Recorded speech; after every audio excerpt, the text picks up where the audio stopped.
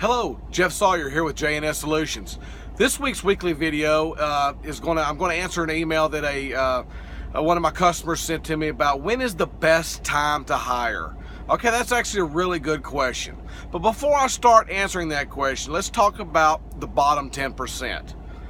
One of the first things you need to do right now is stop and think, who in your building or your workplace could you afford if they were to leave today, you would never notice they were missing?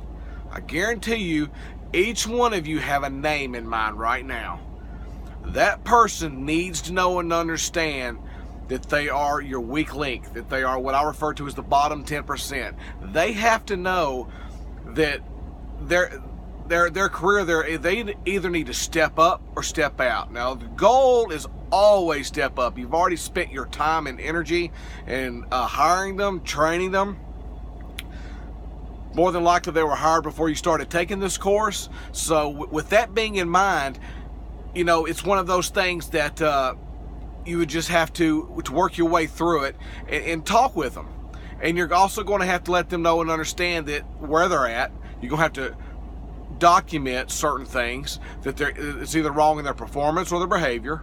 And you're going to have to show that. They have to know and understand that they are the bottom of the totem pole, that they are the weak link.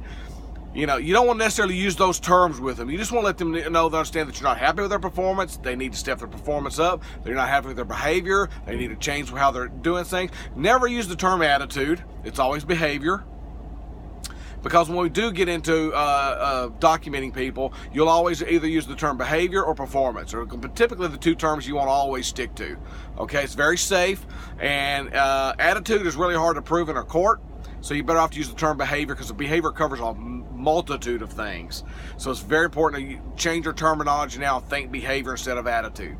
Okay, so knowing who your bottom 10% is, it could be 1, 2, 5, 10 people. It depends on your size of your organization.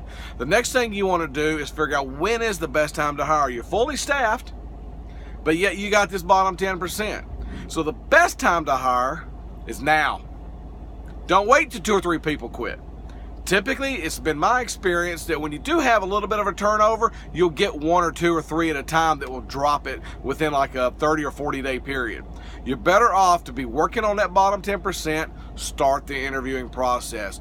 Find that 95% person. You've got time right now because you don't have these people. There's positions available, okay? So those positions are open right now. They have bodies in them, or people that you either want to step up or step out. You're working on stepping them up. You're doing your interviewing process. You're documenting along the way your bottom 10%. They're either going to step up or step out. The ones that step out, you just slide the next person in place. Sometimes you may have to slide the next person in place and take your 1 or 2 bottom 10%ers. Say, you know what? Because of your level of performance, I'm going to cut your hours back. And you cut their hours back, then you bring the person in. Never bring the person in, then cut their hours back. You always cut their hours back, then bring the person in. You want to have these conversations with them up front. You want to be honest with them up front. They need to know where their performance is suffering. Then you start working on bringing that new hire in. Don't be afraid to cut somebody's hours. Just do it in the right way. You need documentation. You just can't go up to somebody and say, hey, I'm going to cut your hours today. Starting next week, you're only going to get 20 hours a week when you were working 40. Because if they were working 40 and they're getting benefits, there's a whole mess of worms you can open up with that. So it's very important that you follow all the guidelines that your state has set out for you on these. But it's very important that you're always working and looking to replace that bottom 10%. That the best time to hire, to answer that question in a nutshell, is now. You're always hiring when you're fully staffed. That's the best time to hire, because you can be patient. You can find that best person you could possibly fit for the job. On the scoring scale, you'll get them at a 95% or hopefully even higher, and it'll really solve a multitude of problems inside your store or your business. So once again, that's the answer to the question. Pretty simple, pretty easy. Don't be afraid to be looking while you're fully staffed. You never have to hire anybody, okay? As for me, sometimes I would do 20 hours worth of interviewing, maybe 30 hours worth of interviewing, just to find that one person I'm really looking for. Remember, if you have holes or openings in your business and you start trying to hire then, you get a little more desperate and you make bad decisions. You're better off to do it when you're fully staffed and you're not desperate. Never, ever, ever hire out of desperation. you will lose in that decision every time. Once again, this is Jeff Sawyer with J&S Solutions.